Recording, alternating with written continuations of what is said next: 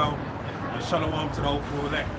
Where Hebrews would like to come here every week through the spirit and power of the Heavenly Father. His name is Yahweh.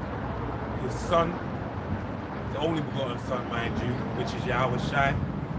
And his Holy Spirit, power of Kar Kodash in the ancient Hebrew.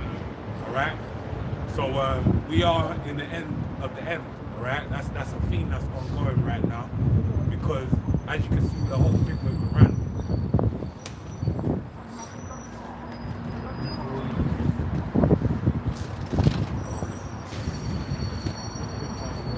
I might slow down. I'm gonna have to buy a dead weight for it.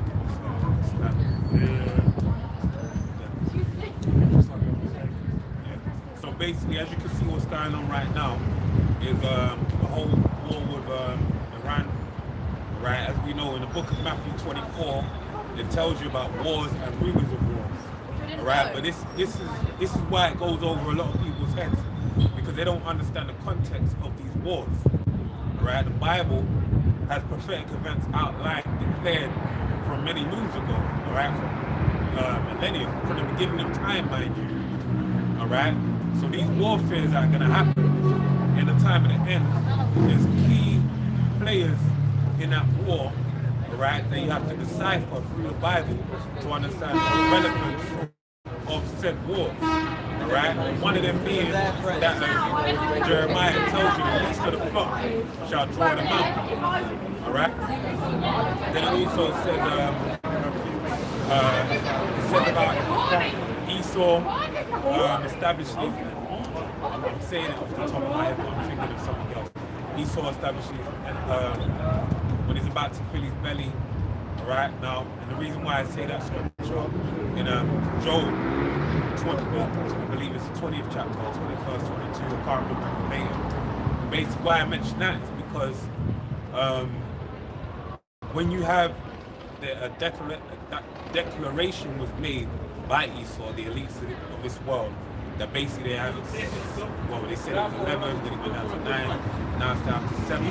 And it said the 7 places that they need to basically put a central bank in. How you doing? Thank you, bro. Likewise. If the last 7 that they need to basically, 7 countries that need a central bank include Venezuela, Cuba, Iran. Right, Iran. I'm saying it like Iran. Right? And there's amongst others, right, there's other countries. But when you see them pinpointing these nations that I just mentioned, it shows you what type of time we're in. Right, Venezuela, they swooped in, they basically seized control of it, and now, you know, I would imagine we gotta pay close attention to it. But we imagine down the line, if not already, they're gonna set up that central bank. All right, Iran. That's why they know Iran. Iran's a really techie one. You know, if you know the ins and outs of that warfare, you'd understand why they're a bit skeptical about that going down into Iran. All right. So even with this warfare, the way it's playing out right now, that really, you know, speaks to the time period, right? But also nowadays, you know, because of this, I don't know whether it's out by Trump or he feels like he can, he's got that much motion. He's talking about going down to Cuba, all right? So Cuba's another one that's on the list. And the reason why they need to do this, and this goes into prophecy as well, all right? Because these are leaks in the upcoming system they want to put in place, a new world order, all right? If they don't have a central bank, especially someone like Iran, which supplies their opposition with the petrol dollar, all right, which is their main means of money, it's a leak in their system. Because now you have these other powerful nations under the BRICS bloc, all right, which is Brazil, Russia, India, China, South Africa. They are applying to be part of the union as well. All right, so if that's money that's going out of their possession, all right, and taking away the power from the elites as well to basically have a restriction and introduce that MOTB, all right, where no one can buy or sell save he that have the mark. Okay, so when you understand things like this, It's really very simple. All right. They wanna implement total control. All right, whereby no one can buy, like you can't live without this system. All right, but there's certain nations that have power. All right, or certain strategic placing that basically stop them from having that total control they want over the world. All right, it's very simple. It's that straightforward. So now the reason why these wars matter, all right, and they're not just any there's wars from the beginning of time. 9K change. It's always been like this. People are fighting. Da, da, da, da. No, right? There's context to it. These wars that are happening, they have a context. All right. If they fall in the context of the Bible, biblical prophecy, then it's a whole different kettle of fish. All right. It's cycle altogether different that's going on. All right. What you got? Obadiah 1, start from verse 3. It says, the pride of thine heart hath deceived thee, thou that dwellest in the clefts of the rock, whose habitation is high, that saith in his heart. Right, it said, the pride of thine heart hath deceived thee, thou that dwellest in the cliffs of the rock. Right, this man who dwelled in the cliffs of the rock, Esau Edom. All right? Shalom, sister. Man. Yeah, so basically, who dwells in the cliffs of the rock? All right, would be Esau Edom. Okay, when you deal with Esau, you had the Canaanites, I believe it was in Hor, the land of Hor. The Horites they were known as, and they dwelled in clefts of rock. All right, and they basically took over that place, and that's why they established Mount Esau. I know I'm butchering Mount Seir, that's it. All right. So today in the modern day version, all right. Shalom, sister. So in the modern day system today, what you see is what's going on now. All right. You're basically in a more modern history, you have a set of people known as Caucasians. All right, and that's an old homage to the Caucasus Mountains. Right. This is the nature of the beast, as they say. So this is directly speaking about certain individuals, all right, a certain class of people as far as upon this earth in this day and age. Go and read again. The pride of thine heart hath deceived thee, thou that dwellest in the clefts of the rocks. Right, the pride of thine heart, your mind, all right, has deceived you, all right. You believe something, a figment of your imagination, it ain't real, all right. Even though you have power in your hand in this moment to do many things, it's not real. It's pride, a false sense of comfort. Go and read on. Whose habitation is high, that saith in his heart, who shall bring me down to the ground? Right, who saith in his heart, his habitation is high, who saith in his heart, who shall bring me down to the ground? Right, and right, for the longest time, there ain't been no one on this earth that can chat to you in any sphere, any way. All right, you've been having your way there. Yeah, there was a few hiccups along the way, but through your superpower of perception, it's allowed you to go around the earth and kind of shake the dust, kind of shake the dust on your shoulder and keep it going. All right, reader. Psalms 49:11. Their inward thought is that their houses shall continue forever. Right, and that's going into the pride. Go and read on. And their dwelling places to all generations. They call their lands after their own names. You want to say anything on that? No, that's just an extension of that pride. Because as far as with what Esau's been able to do, with the powers being granted, why he's puffed up. When they got granted, the different technologies, like the gun, those things allowed them to go out and conquer. Having gunpowder and rifles made, the conquest of the Americas, for example, what? Maritime powers, what? Having the ships, having mechanized warships, cannons, these things allowed him to go and then have like a supremacy over the oceans as well. And that's really been where, where his pop is. He's basically able to go and establish himself, plant a stake in the land and claim it under whatever name he wants. And that's been maintained for, centuries. To where he's like, well, who's even gonna test me? And you see it where you can see people that come over from these colonial lands or from other worlds, the propaganda that's been sold to them is basically that he is the man, right? And they're in awe. It's like seeing a celebrity. It's funny, I saw a clip of Jamal Crawford. If you basketball people out there, Jamal Crawford, he got some of the most sickest handles out there. He was talking about how how much he revered Michael Jordan, and he's running off a litany of things of why he deemed him the greatest basketball player.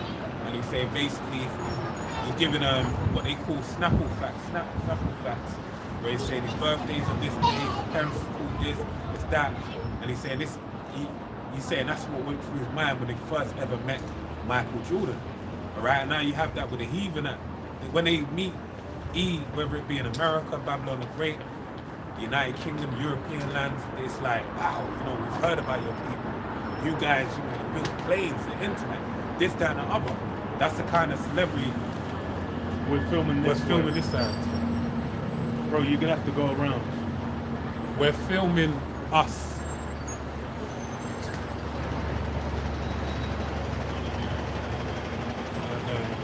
Right, he's not well. We read on. So Obadiah 1 and 4 says, though thou exalt thyself as the eagle, and though thou set thy nest among the stars, thence will I bring thee down, saith the Lord Jehovah. Crazy, plugged out. Yeah. Right. So this man, he touched the stars. All right. He went up there, he kissed the star, and basically said, "Yeah, like I'm the man." All right. And everyone, was applauding him, and like he told you in the Book of Revelations. All right. They said, "Who is like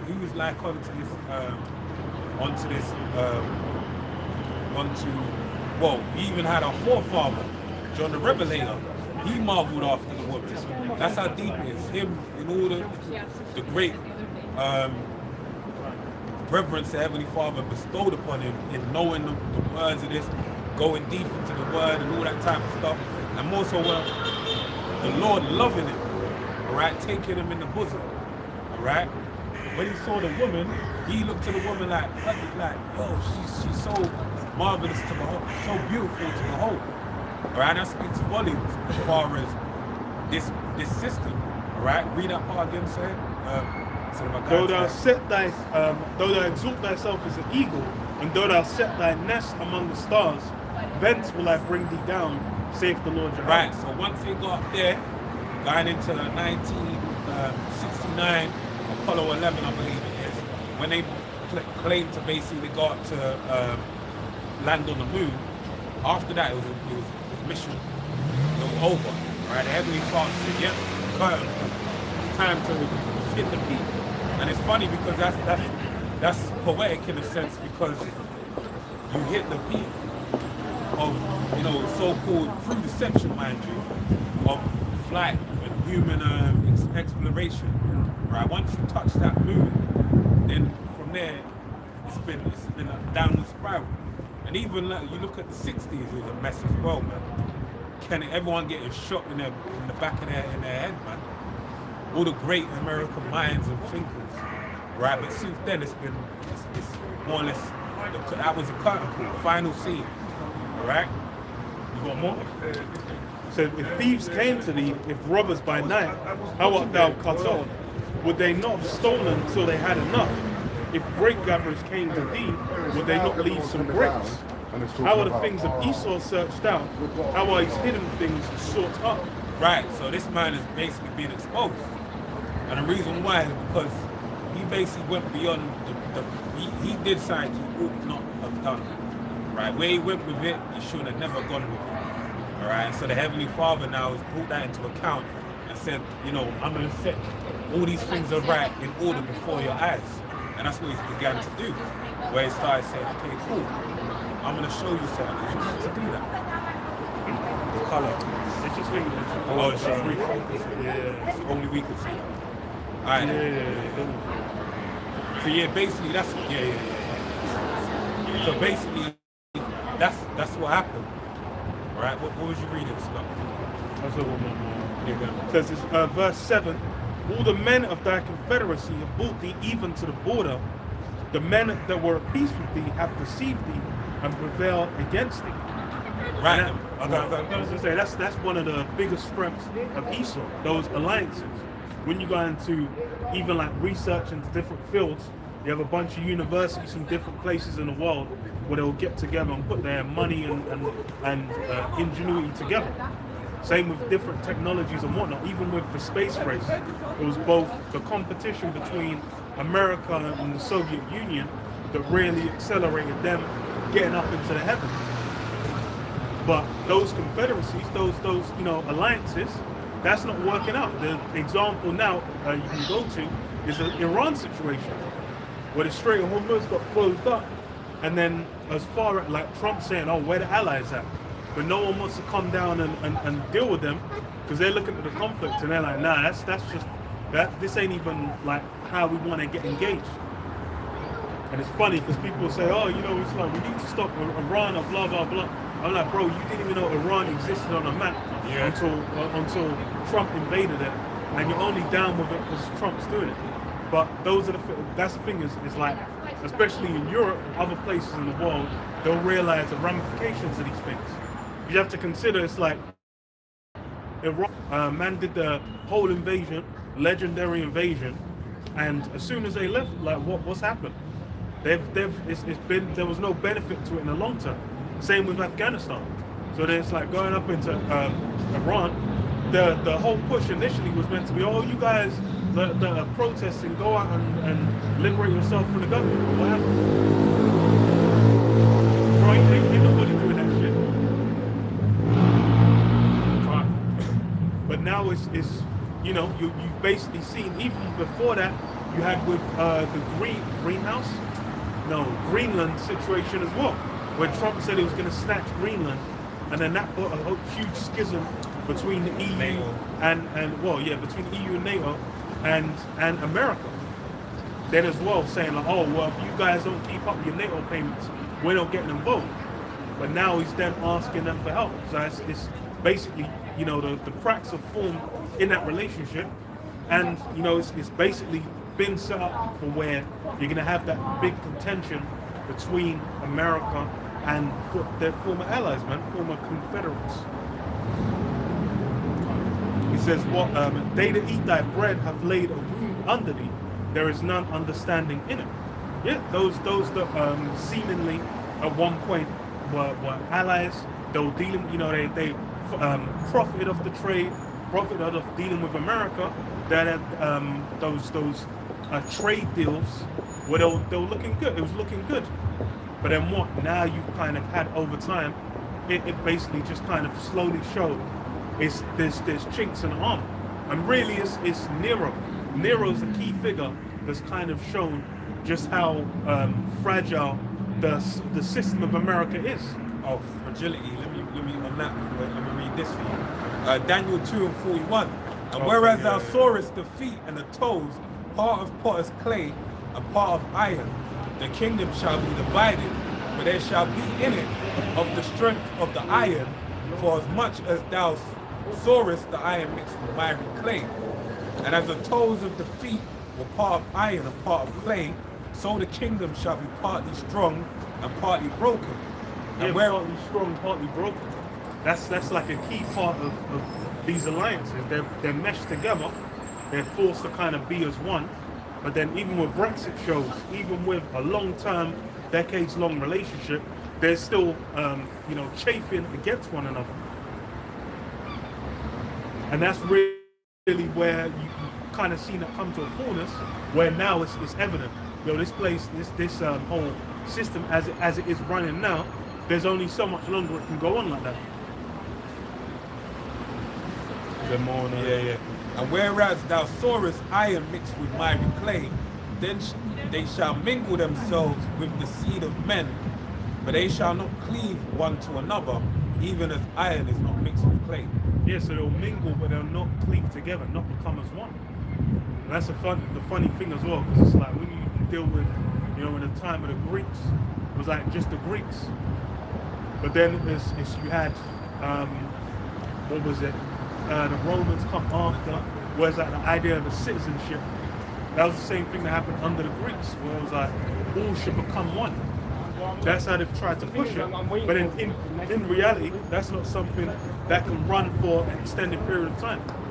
Because in reality, there's been separation from back in Genesis. You go to the time of Peleg, it was what division.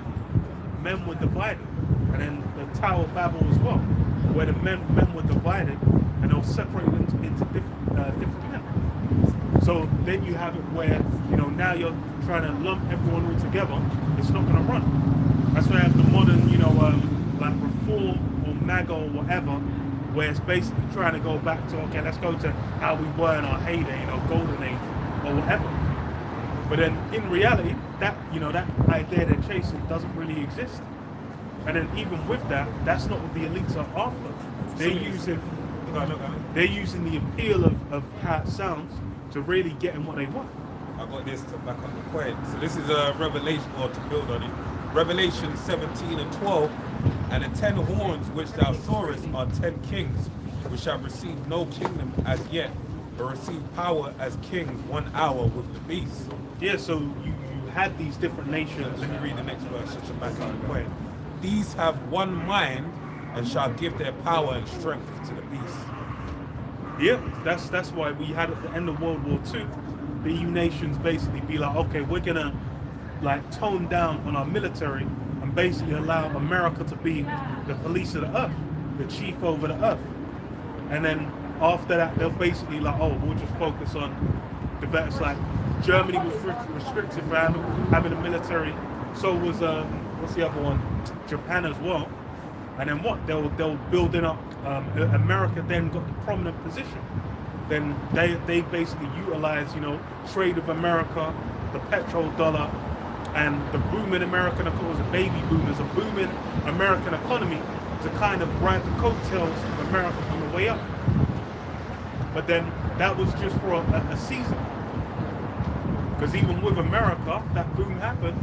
But then even like the brother was saying earlier, even when you go into the 60s, the chinks and armor were showing from then. Really even from like the Korean War. That was like the 50s, early 50s, where that started. And then you kind of have slow progress showing this thing is a temporary kind of beast, man. Too big to bust. Too big to film, yeah. An illusion.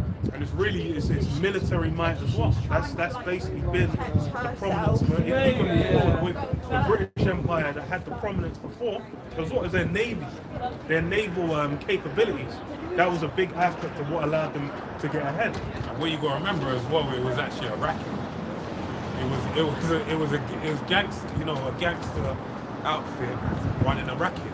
That basically we pay to muscle in on these other nations. We go there, reap all their resources, bully them, and then basically subjugate them to our laws and our belief systems and whatnot, and then we just exploit them.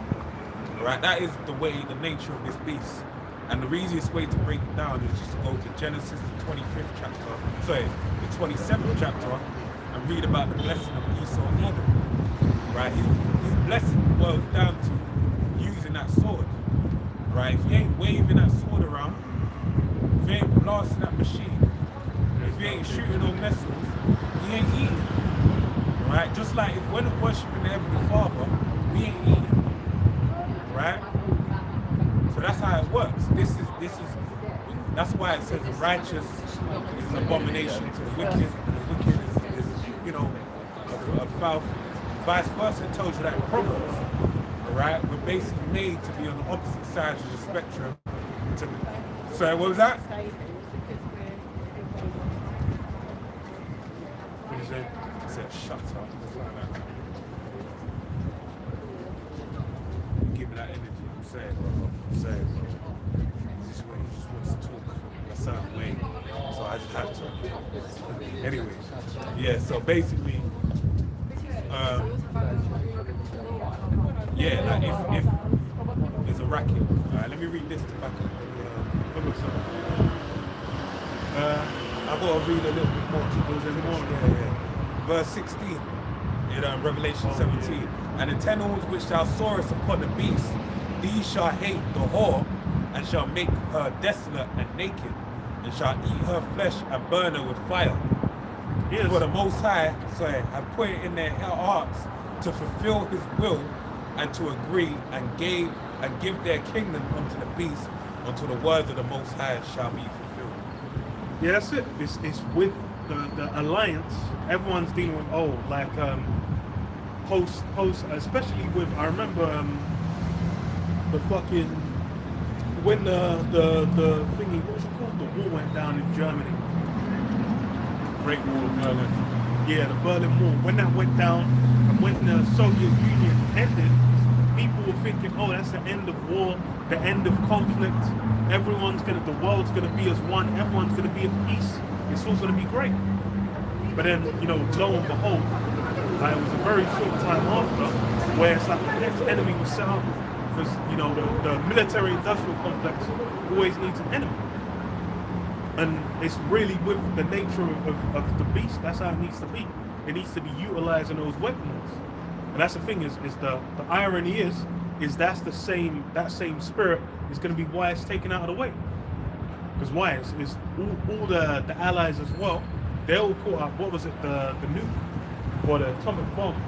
Where it says, "I am become death, the destroyer of worlds," and that's going to be the means by which this current world is destroyed. People think, oh, the end of the world. They're thinking, oh, the planet's just going to be blown up. It's going to be uninhabitable. But really, it's going to be this current rulership taken out of the way. And that's the key thing. That's what's specified in prophecy. That the promises that were made onto certain people, onto the so-called Negroes, Hispanics, and Native Americans, who were the Israelites, the promises made onto their forefathers was going to be fulfilled, where they'll inherit the earth and inhabit in righteous order and deal righteously with the earth. But as far as before that happens, it's going to be a mass amount of death and destruction. And that's really what this kingdom is being utilized to do. Like people thinking about any form of peace, that's something that's far away from this place. This man can't, Trump saying that what was the board of peace, I think they called it, was what they were talking about doing for Gaza. They were saying it was the board of peace. They wanted everyone to kind of go there and then, we're gonna, make peace. Then all you have is missiles, is the bombs dropping. Then they're doing an invasion of Iran. That's what they call peace. And it's really, it's really like what's Proverbs 16:4. The wicked was made for the day of evil. That's their job. That's their role. You see them working, so you know what they were in. Nahum 3:4 says, because of the multitude of the whoredoms of the well-favored harlot, the mistress of witchcrafts that selleth nations through her whoredoms and families through her witchcrafts. Right, that goes into the time of imperialism, colonialism, and then even dealing with this modern day era of America going out into the world and being the world police, right? Bringing democracy to those that can't drive cars, women that can't drive cars, to people that, and things that are really like fly by. We're talking about famines, but you wanna liberate people because their women aren't allowed to drive a car. All right? These are the type of things they're basically using as their rhetoric to go out into the world and deem themselves the governors of earth. All right? But we understand that's a guise. All right? Basically, you want to sell that democracy, the witchcraft, whether it be homosexuality, democracy, women's lib, all these different things. You want to basically sell it as a point of we're going to liberate you people and give you the American way, Americanization of the world, right? But in reality, you're selling them into witchcraft. You're just gathering more gatherers to worship Baal, all right, Satan. Okay, and that's why you're even pissed right now, because you have these Iranians. They're basically saying that you guys worship the devil. You had the guy that conducts the war addresses. He basically was calling Trump the island man. And they were saying that you lot worship the devil. You know, so That's they the thing. It's hot. It's got hot. yeah. Even I'll read on. It says, verse 5, behold, I am against thee, saith the Lord Jehovah of hosts, and I will discover thy skirts upon thy face, and I will show the nations thy nakedness, and the kingdoms thy shame. So these things are now all being exposed.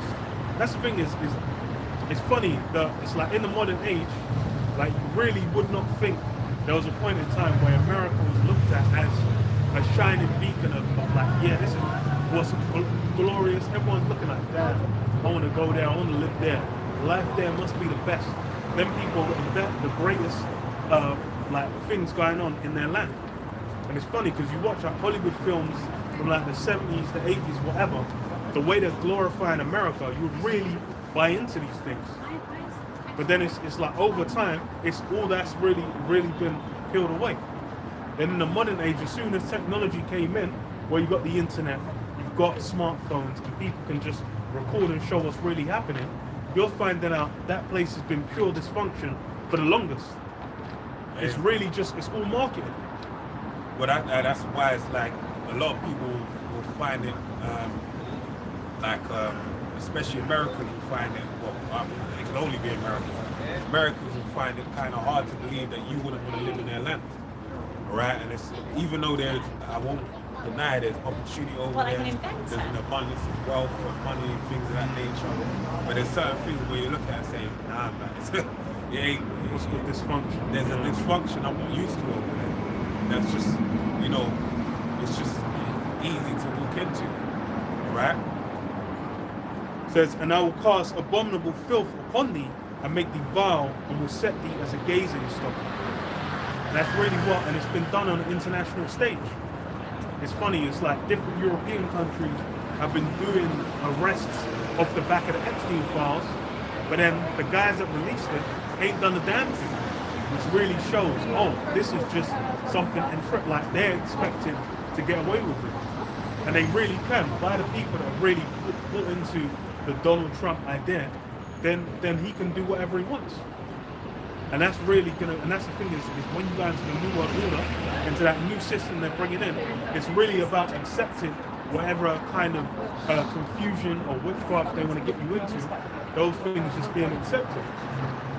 And you really have a lot of these things where it's like people have slowly been worn down over time.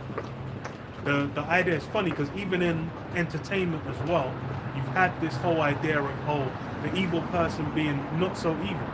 It's like, it's funny, it's like whenever you go to like people talking about Satan, they always talk about Paradise Lost and say like, oh, in Paradise Lost, oh, you know, Satan's really the good guy who was actually bringing freedom and liberation to the people. I'm like, bro, that's fiction.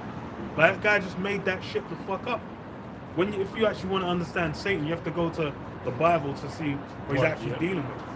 But then it's like ultimately, because ultimately that guy's interpretation, what that guy said is an interpretation of what it says in the Word.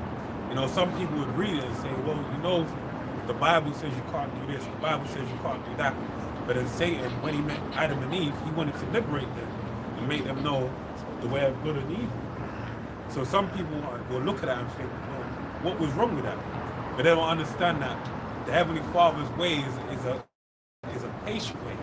That's what a lot of people don't realize. There's a patience to it that basically, at the end of it all, everything comes to light and it makes sense, right? But on the front end, it may, you know, if you don't understand, or if you're not righteous, all in all, you're not gonna understand that he's gonna say something, and there's a means to an end. That's why he's gonna say it, right? Most people, they just wanna do. If you wanna do what you wanna do, then it's gonna make sense to you. Right? I just want to eat anything. Like, why can't I eat the fat on a fucking steak? I'm going to eat it. And then when you get fucking visceral fat all in your body, clogged up arteries, then you would understand why the Heavenly Father said you shouldn't do that. Right? There's many different things inside of the Word as to why they're written, and there's a benefit to them. But ultimately, if you're of Satan, you know, as the Lord said, what did he say in the book of John? Not many have gone in the way of Cain. that's Jude. No, no, I'm saying talking about. before. No. It's cool. It's many have gone in the way of Cain. I'm thinking that one, but I'm sure. Let me check. I think it's Jude. It says like the gainsaying before. Error failed. Oh, their father, the devil, the lust of their father. You know what I mean? That was, I had it in my mind, and then it went away. It went, and then it come back. That's what I'm thinking. I had it right there. It's lucky about it. Ecclesiastes 12:12 says, and further, by these my son be admonished of making many books, there is no end. Right, okay. You're going to say something? Yeah, and that's, bro, it's like when you're bringing, that's just it's not even an interpretation, it's just a fiction. It's basically an ideal.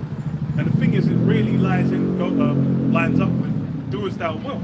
The spirit of do as thou wilt. That's what that paradise lost me, where freedom is basically, being presented as being open to doing and any and everything. But then the reality of the matter is like there's boundaries. There's always going to be boundaries, because if someone just has had the freedom to go out and then axe murder someone else, then that's taking freedom away from someone else. There's going to have to be boundaries on how you engage with one another for then there to be liberation. Which says what? Let us hear the conclusion of the whole matter. Fear the Most High and keep His commandments, for this is the whole duty of man. And yeah, the whole duty of man. Really, you're meant to fear the Most High and keep His commandments. That's like that's the baseline for them. Oh, you get the freedom afterwards. Because people might think, oh, I want to go and do anything. Do you want to go and worship? Or you want to go and do, there's people that want it that were desperate, fervently desperate to sacrifice their children to Moloch. They were doing the utmost. What about the child? They lost out. They would have sacrificed. They didn't have a life because they were young, you know. But then even if that was anything now, like look at if someone become rich, what they will always say the same thing. They became rich or wealthy. They said, I decided for 10 years, a decade, or for however long, 20 years or so, I'm gonna discipline myself and not spend all of my money. All right, save it up, allocate it to this, do that, do this, and then voila, a couple years later, boom, they're wealthy and they can do things you could never imagine. They've gone to places you could never imagine.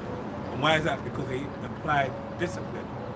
All right, but then you do have people that rob a bank and then they get loads of money and then they can have some form of quote unquote liberty. But to what end? To what means? Right? So this is how it works. This is the way the Heavenly Father set things up. All right? I read this, 2 Timothy 4:3. For the time will come when they will not endure sound doctrine, but after their own lust shall they heap themselves teachers, having itching ears. Yeah, and that's really what? They will not endure sound doctrine, and then they'll go after their own lust. And that's really the time when, now's the time of your own lust. The do as thou wilt doctrine is really about fulfilling your own lust. Basically going out and just doing whatever it is you desire, whatever instinct takes over. And then that's something that people will praise or be like, oh wow, they're so brave to go out and do whatever. But then the reality of the matter is that's just your own lust. There's nothing really there to be, to be lauded for. Because then you think it's like the inverse is like what? It's like, why are you then looking at someone who did a feat of great endurance, or some kind of meticulous, like they might refine the skill to a higher level. Like you mentioned Michael Jordan. The reason why is that you could just have any guy that just picked up a basketball for the first time. You're reading about, wow, he's worked just as hard as Michael Jordan. Obviously not. There's a reason why there's a separation. And that's the thing, is the measure for righteousness. That's where you need to go to the scriptures. And if you grab Sirach, 6th chapter, 6th I think it might be 12 or something, you'd have to look at it. It's about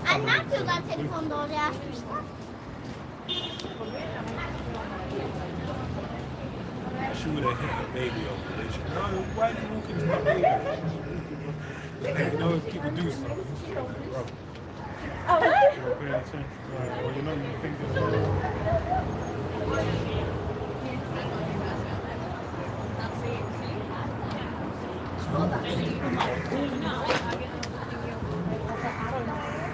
thing is as well is that you just can't trust random motherfuckers to not do that shit anyway. It speaks about dying in the boat. It's about wisdom. Yeah, wisdom is important to our nation. We're looking at these towards the center.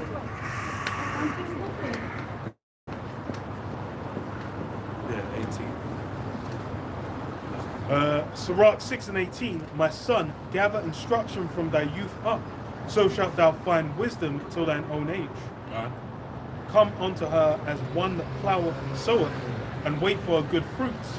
But thou shalt not toil much in labouring about her, but thou shalt eat her fruits right and soon. She is very unpleasant to the unlearned. He that is without understanding will not remain with her. She will lie upon him as a mighty stone of trial, and he will cast her from him ere it be long. For wisdom is according to her name, and she is not manifest unto many. Right. Wisdom is according to her name, and she is not manifest unto many. Right. Only what is wisdom? Wisdom is, right, the Holy Spirit. It tells you that in the book of Wisdom of Solomon, the 7th chapter. All right. So, us knowing this knowledge of the Heavenly Father, all right, and ultimately it tells you the testimony of the Yahushua is a spirit of prophecy. Okay, because these, proverbs and these idioms that are inside of the Bible, these hard, dark sayings of what's the most precious, the most golden, is the prophetic words. The fact that we know things to come, like the wars that are presently happening, all right, and the prediction of, or the prophecy of 3 world wars, and we're waiting for the 3rd one, the judgment of America, the deliverance of the elect, all these things is part of that wisdom not being declared unto many. Right? It's a precious thing that most people will never, they will never ever taste it. Alright? Alright, you got something to say? And put, verse 24, and put thy feet into her fetters, and thy neck into her chain. Bow down thy shoulder and bear her, and be not grieved with her bonds. Right, so you gotta go onto her like stocks and bonds. Alright, stocks for your feet, bonds, stocks for your, I believe the stock is actually your head, isn't it? Yeah, I think it's Stock is like the next, shoulder one. And a bond, bonds between your feet. Right, we know what stocks and bonds are known as today. They're a way to make money, and that really shows you the ties of the banking industry to what? Enslaving our people. Right, shows you that where the wealth that's deemed wealth today is tied to, the enslavement of the tribe on the side. Right, go and read on. Come unto her with thy whole heart, and keep her ways with all thy power. Right, come with your whole mind and keep her ways with all thy power. Alright, so discipline. Go ahead. Seek and search and seek, and she shall be made known unto thee. And when thou hast got hold of her, let her not go. For at the last thou shalt find her rest. And at the what?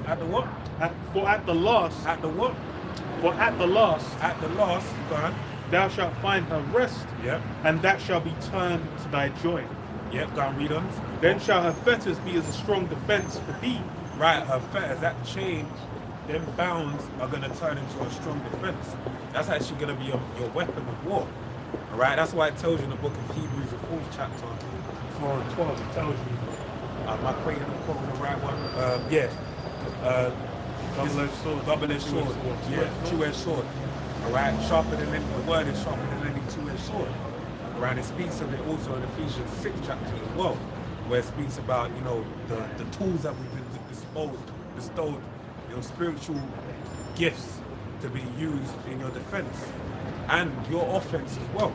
All right, to set people all right. That's the same thing that's being spoken of right here. I'll read it again. Then shall her fetters be a strong defense for thee, and her chains a robe of glory. Robe of glory. All right, go on, read on. For there is a golden ornament upon her, and her bands are purple lace. Right, that's why a king wears all these powers being spoken. Why do they put a crown upon the head of a king? All right, it's really meant to denote the judgment, all right, the mind of the king. That's why when Solomon came into power, what was the first act that was written of Solomon sitting in the judgment seat, of giving a judgment that never no one had heard in the land before? I was going to say Europe, but in the, let's say, hearing a judgment that no one ever had heard, right, in the land. That of what? You know, a judgment that really got to the crux of the situation. That's why he was decked with gold. He had the robes and all that type of stuff, the scepter of judgment. Because the Heavenly Father deemed him worthy.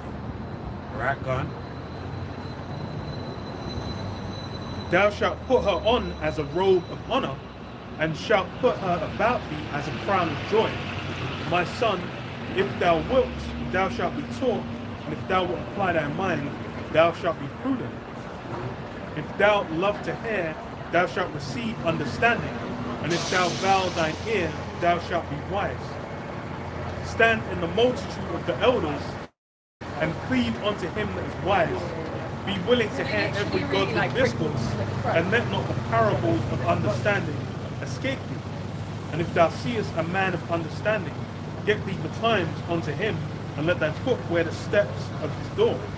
Let thy mind be upon the ordinances of the Lord, and meditate continually in his commandments. He shall establish thine heart, and shall give thee wisdom at thine own desire. Yeah, go on. Oh, Well, read it again. no, so I was thinking, the last few verses. So it says, if thou love to hear, thou shalt receive understanding, and if thou bow thine ear, thou shalt be wise. Stand in the multitude of the elders, and cleave unto him that is wise. Be willing to hear every godly discourse, and let not the parables of understanding escape you.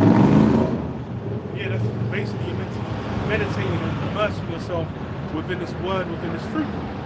And then really it lines up as well with being circumspect to the times. Because a key aspect of knowing the times is what? Basically keeping a scope on everything going on and lining up with prophecies. The prophecies are really the key marker of knowing what we're in the midst of.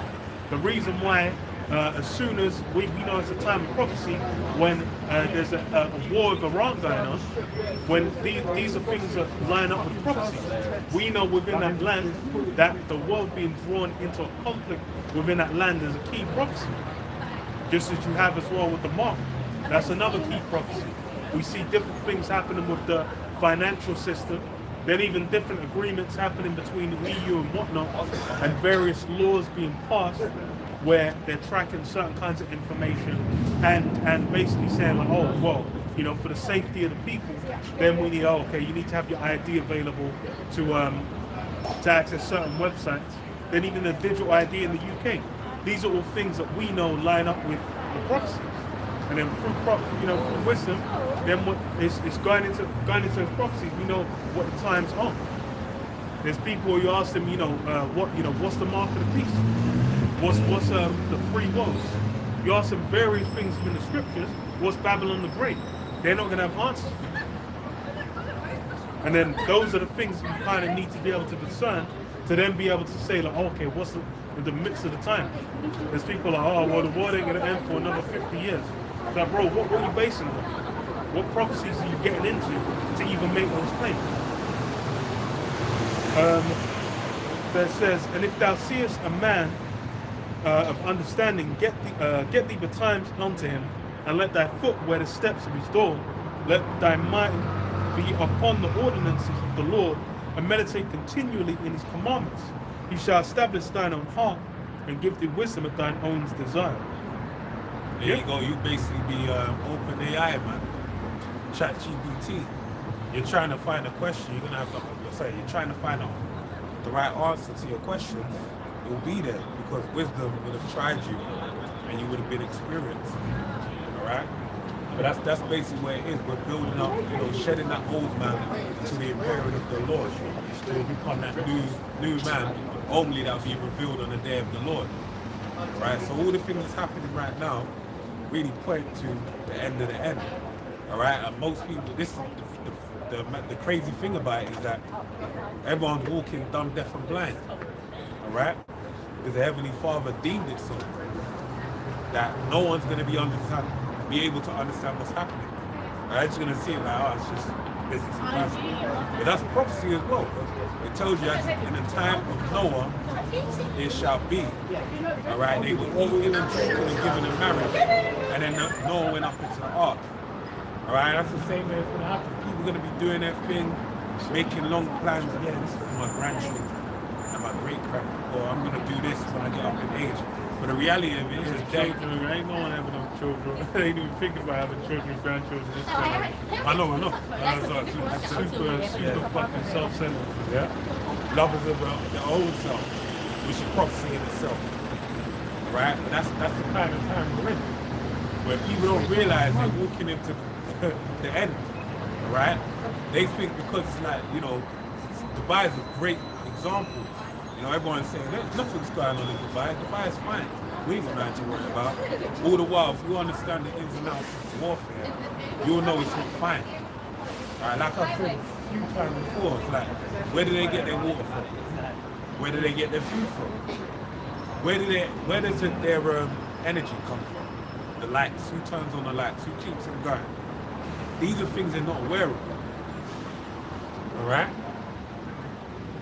We read this. 2 Timothy 3:1 says, "This know also that in the last days perilous times shall come. For men shall be lovers of their own selves, covetous, boasters, proud, blasphemers, disobedient to parents, unthankful, unholy." Yeah, that's the time. It's how you know perilous times shall come. And that's the thing. Is part of it is what led up to the perilous times produces people that behave in such a way. Because really, what's the time is decadence they use with empires where they'll kind of achieve like their golden age or their height.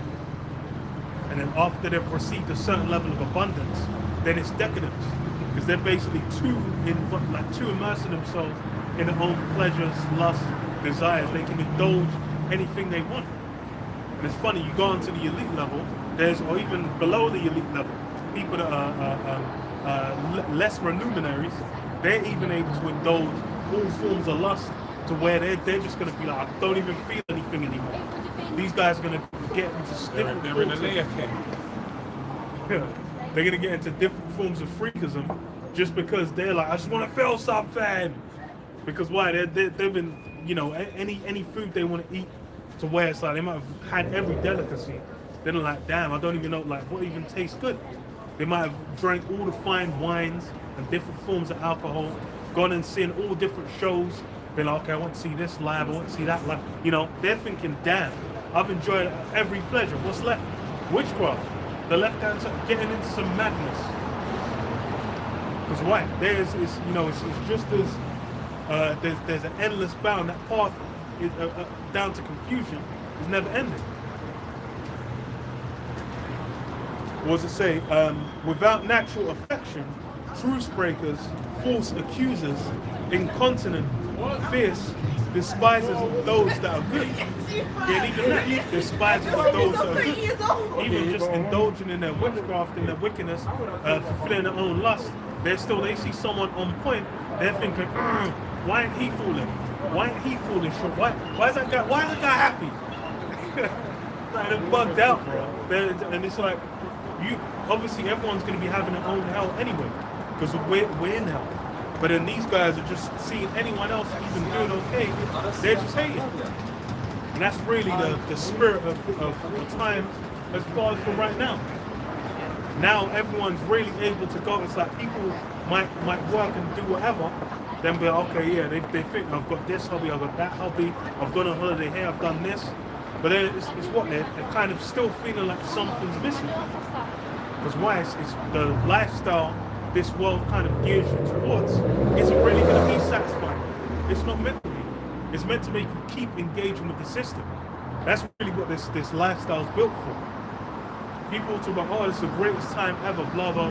Bro, it's like when you're least When you're tilling a field, if you're a farmer, let's say you have like an X amount of acres of field, like you'll get you'll get the bull, and then you'll till the field, you'll plant the seed, you'll till the field, you'll water it, you'll fertilizer and whatnot, you'll slowly build it up, but then after a certain time you're gonna have a portion of rest afterwards as well. Like you have to work hard, but then it's like you're gonna enjoy the fruits of your labor. There'll be a time where it's like, okay, you create an excess. Then it's like with enough excess, then you can be like, okay, well, I can actually chill. There might be a year or two. You might store enough. You might store enough to where you can then like take a break. But then within this place, you're on. It's called the rat race for a reason. You're on the hamster wheel. You're basically endlessly running just to maintain. If you're like, oh, let me take a 2-year break. When you got a 2-year break on your CV, or I guess it'd be a resume, or your resume in America, then they'll be like, oh, so what were you doing for those 2 years? And you say, oh, I just needed a time to reset. These guys will be thinking, oh, this guy don't want to work. This guy don't want to whatever. Not even that. The AI is just going to be like, you ain't even going to talk to no one. The AI will be like, well, 2-year gap done. Because what? This place is about creating slaves that want to engage in the system. There's a movie, 1927, with Metropolis. It's an old-ass movie. That shit came out before World War II. And that's basically about automation and making people slaves to the system. Because the whole splendor and glory of Metropolis was the big high-rise buildings, which, Esau achieving that's what goes into Obadiah's order, that set their nest among the stars. This guy's thinking, damn, I can build into the heavens. The Tower of Babel, he's like, I got 20 of them. But the truth of the matter is basically we're still caught within the web of prophecy. That's the exact nature of how people are going to be in these times. Because there's what despisers of those that are good, traitors, heady, high-minded, lovers of pleasures more than lovers of the Most High. And that's really the key aspect of now. And the thing is being caught up in those pleasures, you're gonna completely misunderstand or misinterpret the prophecies of the end. Because the key thing is the mark. Being able to even if you're just loving pleasure, you're gonna think, oh, like if I get this chick, then it's like, okay, well I can make it easier to go and do this. I can integrate with technology. You might be thinking, oh, the next VR headset or whatever the fuck, you're like, oh, the metaverse or blah blah. You're thinking, yeah, I'm gonna be able to engage and enjoy more from this system. We don't realize it's compromising on a base level. It says having a form of godliness, but denying the power thereof, from such turn away. And yeah, having a form of godliness, but denying the power thereof. So they're really not trying to engage with spiritual aspects of things. But then the joke is they'll get into the left-hand side. Because that girl who came up a few weeks back, when she was saying, like, oh, have you tried mushrooms? I was like, okay, so you, like, as far as we're trying to bring it out of the scriptures so you can understand it, but then you're not really trying to engage with it that way. You're like, oh, maybe we can just kind of get to an I'm like, bro, it's like you're just accessing spiritual means and opening portals within yourself to things that you don't understand. But we're giving you the understanding that it's not all just going to be to your benefit. But then within the world, it's like, just because, it's an experience. Because it's an experience, it's a benefit based off that. But then that's why, people are really gonna have to be destroyed, man.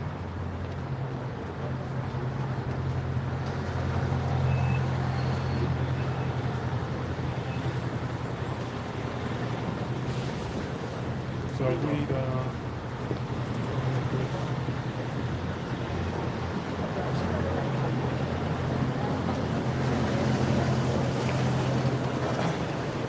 Second Thessalonians 2 and 3, where it says, let no man deceive you by any means, for that day shall not come, except there come a falling away first, and that man of sin be revealed, the son of perdition, who opposeth and exalteth himself above all that is called the Most High, or that is worshipped, so that he, as God, sitteth in the temple of God, showing himself that he is God. And that's really where the misunderstanding of the modern age, people really don't understand the scriptures, don't understand the nature of Esau either. Because they're thinking, oh, well, they're already thinking Esau's God anyway. When you go to the Sistine Chapel, or any of the artworks they set up after the Renaissance period, they've basically made it so everyone in the scriptures, it's all Esau. And then even with the joke as well on top of that is within Esau's system, where they're saying there is no God anyway, they've basically put all Esau's different system of rule. Democracy is seen as the superior system. The sciences are seen as the superior system. They're basically looking at everything he's established. It's like, now this is even greater. But then it's funny because all it's doing is basically further establishing that Esau is God. That's really what those systems exist to do. And then it's also to basically draw anyone away from the actual truth as well. Because as far as, if you consider, the elite really know the truth of the Bible. But they've not done tried to put anyone else up on those same things. They've done the opposite. They basically had everyone get even more confused. Because it says, who opposeth and exalteth himself, verse 5, it says, remember ye not that when I was yet with you, I told you these things, and now ye know what withholdeth, that he might be revealed in his time. And that's a key aspect of these times now, knowing who Esau, Edom, the devil is. Because it's been a long period of time, no one even knows, so who is this? That's why even with what's his name? With Bibi, when he was with us, he was talking about Amalek. They've basically been painting Iran as Amalek because they already know Amalek ain't got no hope in the scriptures. If you can paint someone as Amalek, they must needs be judged. But then the joke is Amalek calling someone else Amalek, which is hilarious. But then that's where it's like you need to know scriptures, you need to know prophecy.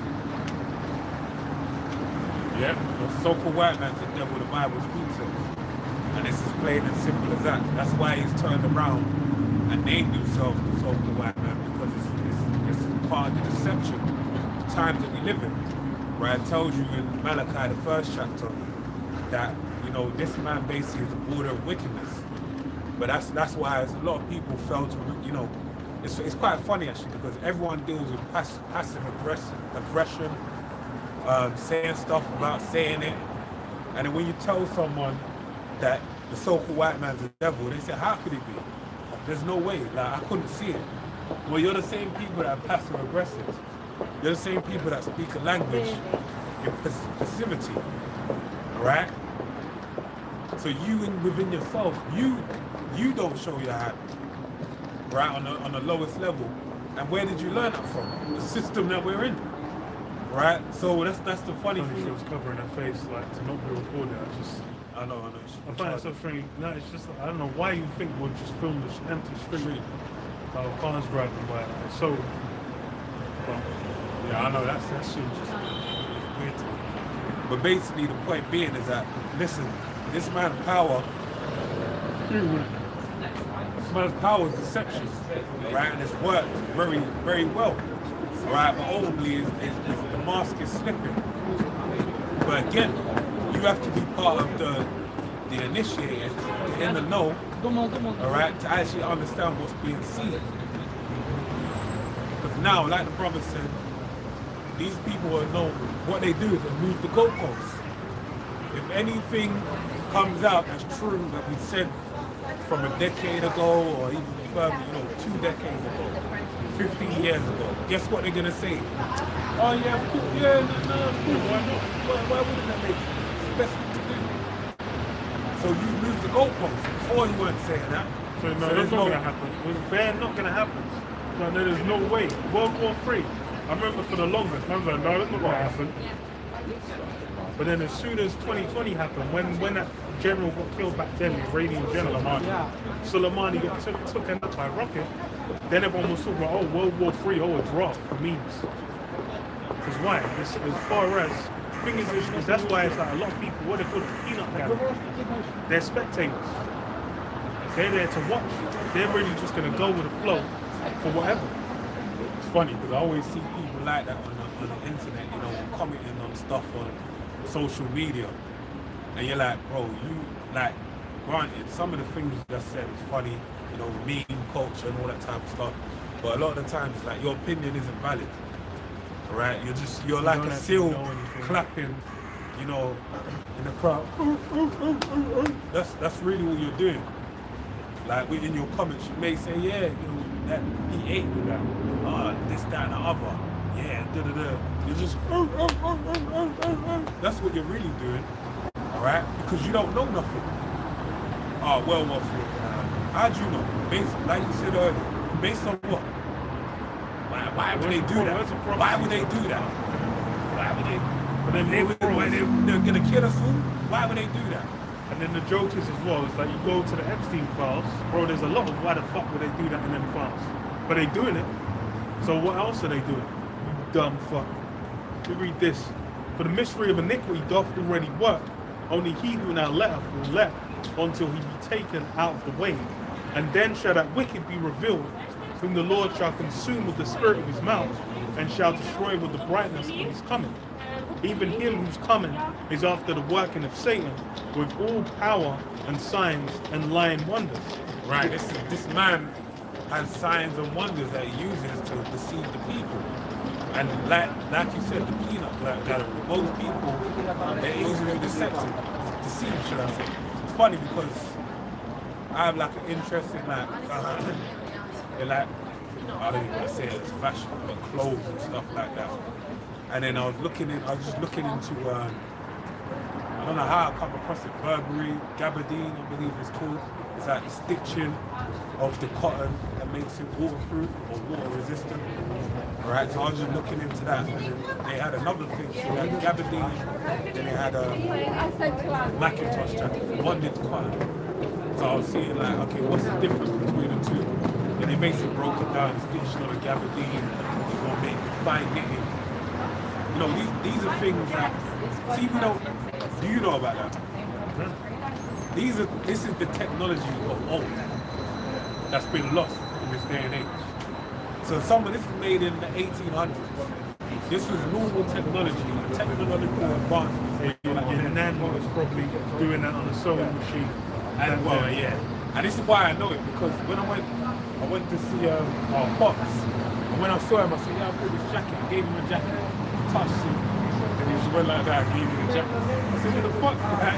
I was like, I'm gonna return it. So I was wondering why did he do that? So until I read that, I was like, oh, there's a different technology, there's a feel to it. Like, because he even told me like, oh, we used to get Harrods dining trousers for like £10, which was a lot of money.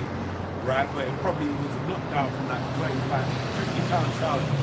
So you get them for £10 from Shoreditch when it was a factory district and not a fashionista district it is today. But the point being is that there's a different mentality. They're more, you know, aware of things like this. Then I was looking and said bonded, it's not breathable compared to gabardine. But then they said it's a chat GPT. But it said you should know about Ventile. And Ventile's like basically stitching is made in a certain way.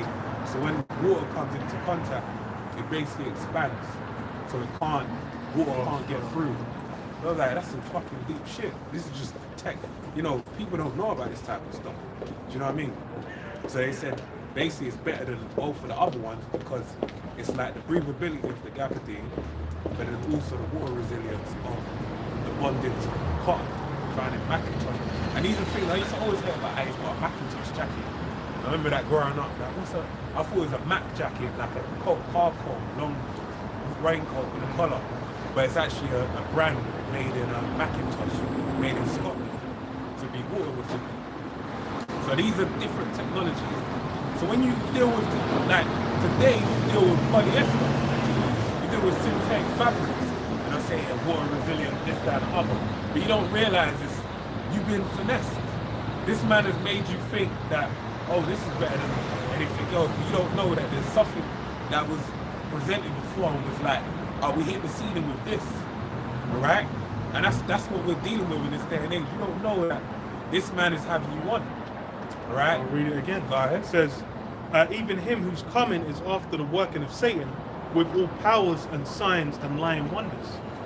And that's like a lot of these modern age things are those lying wonders, where people are really sitting there thinking, oh, X, Y, Z was great. The Dust Bowl is a great example. Man thought, oh, we've got artificial fertilizers, and then well, no, it wasn't even before that. It was before they got. It's because they didn't have artificial fertilizers. They stopped crop rotation, and then they were like, oh, well, why are people doing this? Yeah. So then you're basically doing the same crop in the same land, and you're supremely depleting a particular set of minerals from it. Mm-hmm. But then, you know, you have crop rotation, you have land Sabbath. These things were put in because there's a benefit to it. When you're doing corn versus doing soybeans or whatever the hell, like you're going to have different nutrients basically being depleted within the soil, and then regardless you have the year, the land Sabbath to then allow it to replenish from deeper in the earth. But then, you know, with artificial fertilizers, you can still bring a fruit to fullness, or a certain grain or crop or whatever to fullness. But then just because you bring it to fullness doesn't mean that you've then actually got the same quality. There was even, as I was listening to a video as well, it was going into the antifreeze wines that was in like the 80s to like late 90s, where it was in like Denmark, or it was in certain European countries. They were producing wines, and then there was a desire for sweet wines in like the middle market kind of price range. So you had various different people growing wines where they were putting certain chemicals into the wine where it sweetened it. But then the knock-on effect of it was like supremely toxic, where people can get paralyzed from drinking it. So it's like you think it's like that's, and that was like, You think it's a game? that's in the 80s. I don't remember that. Come to my mind. It sounds familiar. Yeah, guys. It's probably some 90s movie. Yeah. But that's the thing. It's like with that, like these things. It's like Esau will deal with like, oh, the level of ingenuity. It's like, oh, we managed to get they're producing such a huge amount of stock of antifreeze wine or whatever. And then it's like you're going into it. It's like the ratio of the chemicals they had in there was like people could go blind, people would get paralyzed of drinking like a cup. Like they were destroyed. And then it was like even after they got found out, they were still trying to like be like, okay, how much have we got to dilute it to keep it going? And then it was like no one was fucking with that wine for like a decade after, because it was found out, it was just like, and people were getting fucked up, like people that actually drank it, because there was like warnings. And then it was like there was even in the government there was like a collusion with different companies where they didn't want it to get out because they're like, oh, we don't want to fuck up our wine industry and blah blah blah. Then you think, I'm like, bro, this place is hell on earth, bro. It's like there's all kinds of, and the thing is that deception, that lying is in Esau's nature. That's built in within his system. Bureaucracy allows for all these kinds of things to go through. And then just like with the 2008 financial crash, no one's held to account. They'll say like, oh, we've got, you know, it's like, it's terrible, it messed up people's lives, destroyed the economy, people's pensions, got whatever. But then it's like, has anyone held to account? No. So I've redone it. It says, and with all deceivableness of unrighteousness in them that perish, because they receive not the love of the truth, that they might be saved. For this cause the Most High shall send them strong delusion, that they should believe a lie, that they might all be damned who believe not the truth, bad pleasure and unrighteousness. And yeah, that's the thing, is even with Esau continuing and doubling down, it's like even with Nero having the pomp and bluster to continue as he is, it's really that he's being deceived. Because the truth of the matter is within their system, they're like, this thing can't go, how much longer can it go on? They know where that shit can keep running. Like, how is it that you're already printing money beyond where it's even a means for it to... Sorry to interrupt. I've got Alzheimer's tomorrow. I'm trying to find Sissy Lit. Sissy Lit. City lit. Yes. It's here, so I'm told it's down here. I can't find it. Well, I'm not too We're sure. not too sure of this area. That's something I've not heard of. Did it say a road, a specific road? Oh, no. It does various things. These people, they might. There's places down there that are open. They must maybe ask them.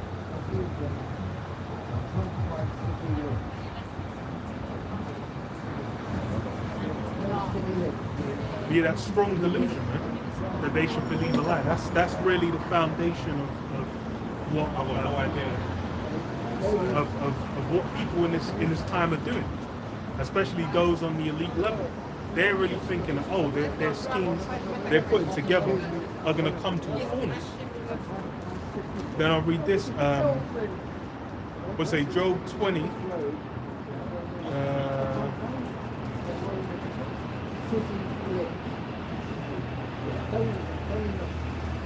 I'll start from verse 12. It says,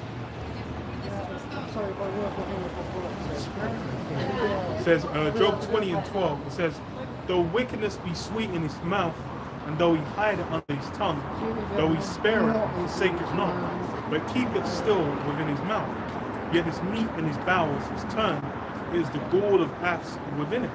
He hath swallowed down riches, and he shall vomit them up again. The Most High shall cast them out of his belly. And yeah, swallowed down riches. That's the thing is, what it really allowed Esau to come to his prominence, to his fullness, was going around and utilizing, one, the blessing of the sword, where he can use martial strength to go out and dominate other places. And then as well, with taking the goods, man, taking the riches from those different places. So was it John 10 and 10, the thief cometh not but to steal and to kill and to destroy. That's, that thief spirit going around and taking the goods. But then in going and taking all those goods, you've then put a mark upon yourself. Yeah. Because there's what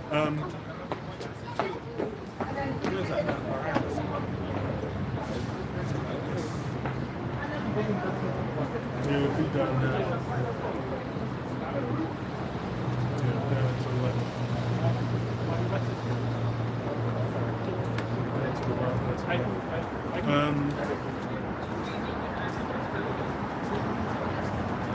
Was I thinking?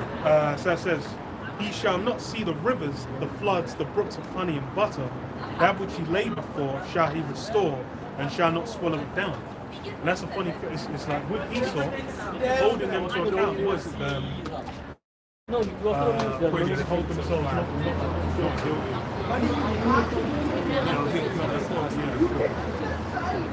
Yeah, that's the thing. Is really with Esau, people the rank and file.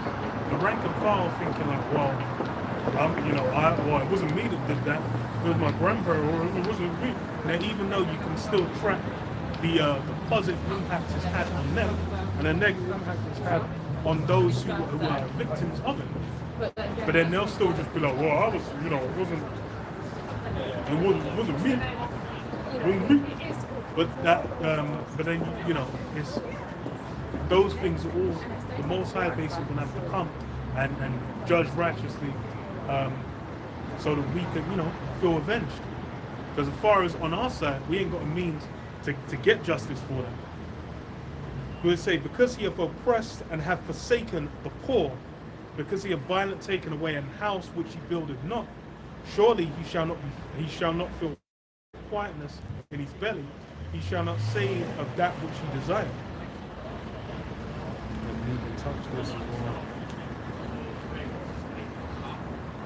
Is this Lamentations 4 and 21? It says, rejoice and be glad, O daughter of Edom, that dwelleth in the land of Uz. The cup also shall pass through unto thee. Thou shalt be drunken and shalt make thyself naked. And that's really the, as far as judgment and punishment passing through unto thee. That's a big aspect of this model is doing anything for the bad man, doing anything for success or fame. Any kind of low down, vile, degenerate, filthy act is justifiable. by the ends. As long as you get success, fame, money, whatever, doing anything's worthwhile. But then the reality of it is all them things will, like, you're basically going to be destroying yourself. You know, was it benefit a man? Was it Yeah, even the whole thinking, world. oh yeah, Kel's quoted that in What I Wish. You know, what does it benefit a man if you gain the whole world but lose his own soul? And then you have a lot of people where they've done, you know, criminal acts, and then you wouldn't even, like, they're sort of bugging out, and then you're not even gonna know. You're like, damn, what's going on with him? They might, you know, they've probably got all kinds of filthy skeletons in the closet where they're just thinking like, damn, it wasn't worth it. It says what, thou shalt be drunken and shalt make thyself naked. And that's, you're basically going to be shown, put on display. Because that's the truth of the matter is the reason why Esau was able to have that shining image was because what? No one really knew what was going on behind the scenes. There wasn't, like, who was it, like, as far as with media, different with media, news media and newspapers and these different things where information gets out. Esau was the one who had the handle on all that. When you go into, like, radio in like before TV came out, how you getting a radio, like, it would be pirate radio, but then even then when radio was hot, I don't even know if you could do pirate radio like that. Because getting that equipment was long. I'm talking about like 1930s, 1920s. They brought, to be fair, they might have, but then I don't know. I ain't looked into it. Yeah, technology. But that's the thing, it's like Esau had a handle on what can even be spoken about. Oh yeah, of course. Yeah. So that's why you really could just set narratives and no one can even challenge it. But then, you know, since it's been a long time, even back in, like, when TV came out, it's funny because, like, CNN, what's his name, Stone Lemon? No, I'm talking about when it first started. It was the Fox News. Murdoch. No, not even Murdoch. What's his name? Fox. Tucker Carlson. He got his start on CNN, and that's where it was like they were, like, doing 24-hour news. Them going and showing a lot of the news that wouldn't have been reported on prior. That's what got them their push, which got them their fame as well in the first place. But then, you know, even those things, like the cable TV networks, got reined in. And then afterwards, it was really the internet where you, again, had different things able to be shown. And then more and more, the skirt's been lifted. Because back in Job 20, it says what? Surely he will not feel quietness in his belly. He shall not save of that which he desires. There shall none of his meat be left. Therefore shall no man look for his goods. In the fullness of his sufficiency, he shall be in straits. Every hand of the wicked shall come upon him. And yeah, in the fullness of his sufficiency, when everything's coming, he's thinking like, damn, I've got this all. He's basically gonna be like, oh, he's got that mark in. He's thinking like, yo, it's gonna be done. No one's gonna be able to come against me. That's when it's all gonna be put to an end. Because as far as that's, like, really, the way that the average Joes are, the average people are, they're really caught within the system. They're really letting Esau run rampant with what he wants to do. The joke is even people saying, oh, the Iran invasion or Venezuela, it's an illegal war. Oh, the Epstein father. Oh, why is Trump? Don't let them forget about the Epstein father. But then how's anyone who's going to come and bring the case against him? Where's the people that are going to come that we're going to hold you to account? Let me try and do that. You get thrown in. You're going to be alligator Alcatraz. You're going to be under the earth, bro. They'll be like, no, it's Corn shuck and quick. Man's making like NBA teams, like sports teams out of jail cells. Yeah, it's actually insane. What's it say? When he is about to fill his belly, the Most High shall cast the fury of his wrath upon him, and shall rail it upon him while he is eating. And that's really the thing is that they're really feeling like they're gonna be getting full up, man. Their bellies will be rubbing their belly, enjoying like, yo, we got everything coming together. They're like, yo, we can release any information out there, and no one's even doing anything. Like, what people really posting. It's funny because people are thinking posting on social media is gonna do anything. Even if you go and protest, it's like posting on social, like even going out and holding a picket sign and doing a march ain't really doing much. But then people ain't even doing that. They're thinking, oh, just I tweeted. My tweet got 15,000 likes. I'm making a difference.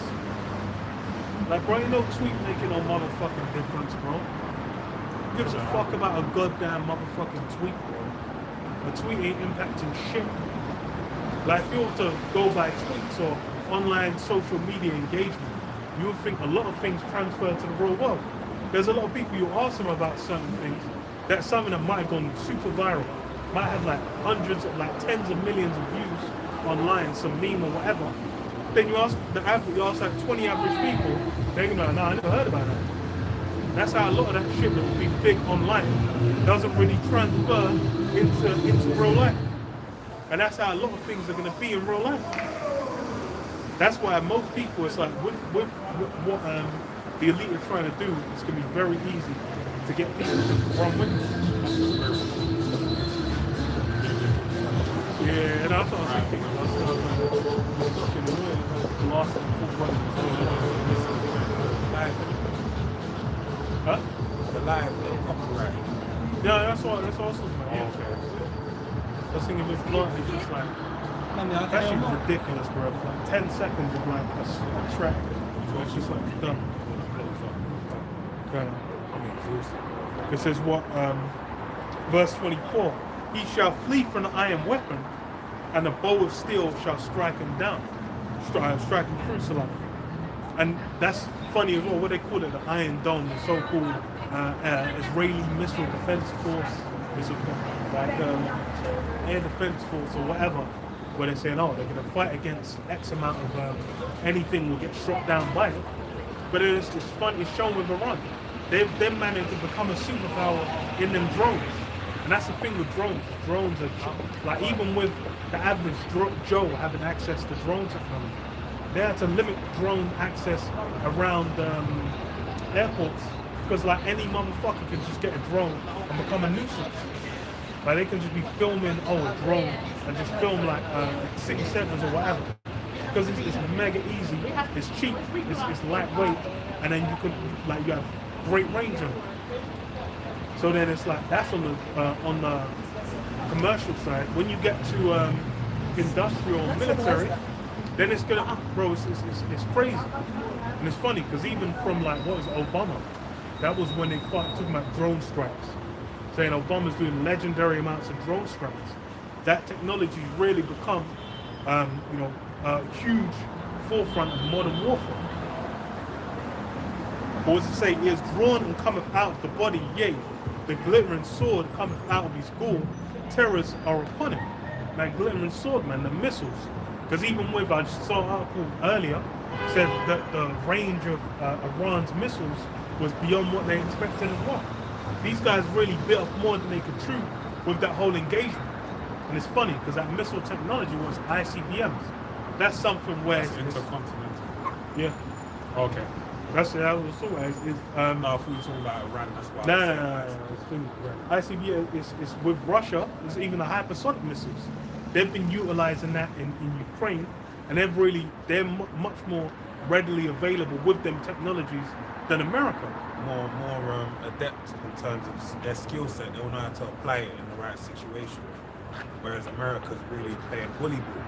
They ain't used to actually, the fear of what they play in is, I came, I saw, was it shock and awe is what they call it. Okay, that's it, yeah, I've heard that. Shock and awe, they just come in, blow shit up, show overwhelming military might. Look like a 90s action film, man. Yeah. But then now, that's why like the missiles that Iran's been deploying is like multiple, they call them cluster warheads.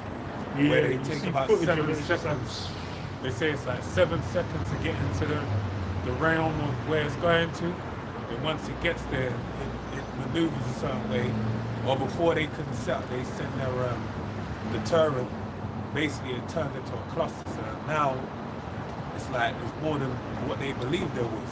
So yeah. I've been learning all this shit, a lot of this missile tech, and it's like it sounds like they've just blew them out the water. Right, that missile's been given. They've caught up now. That's why it says in the book of Joel, it says that the people say I'm strong. Alright, beat their plowshares into swords. It's funny because even the missile defense is really for the Cold War, where it's like an ICBM, one big missile, Yeah. one big payload. But then with the modern like form of technology, like those systems don't work because you're having smaller targets and they clustering off, and they don't really. It's like Cold War, like multiple missiles. That's just going to be like a humongous expense. But then for the drones, it's dirt cheap. And then even remember the movie Obama produced with Idris Elba? They showed it multiple different points in the story. And one of the points the guy said is, well, what about missile defenses? Like they put it up and it missed the missile. And it said like, with the way the guy broke it down, it said it's like trying to stop a bullet with a bullet. Yeah. So I don't even know if that's how true that is, but whether that's the level of precision that's required to actually, destroy another missile. But if it is, then that tells the story. You know what I mean? Yeah, they need to get let's get my man from the Suicide Squad, man. My man shot through the bullet with a smaller bullet. Yeah. Dead shot. Dead shot. Needs to get You need to get interest again. Yeah, dead shot. Fucking crazy. That's funny as fuck.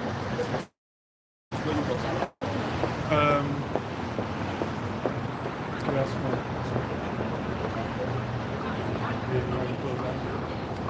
Alright, man. We'll be out here next week, man. Sure.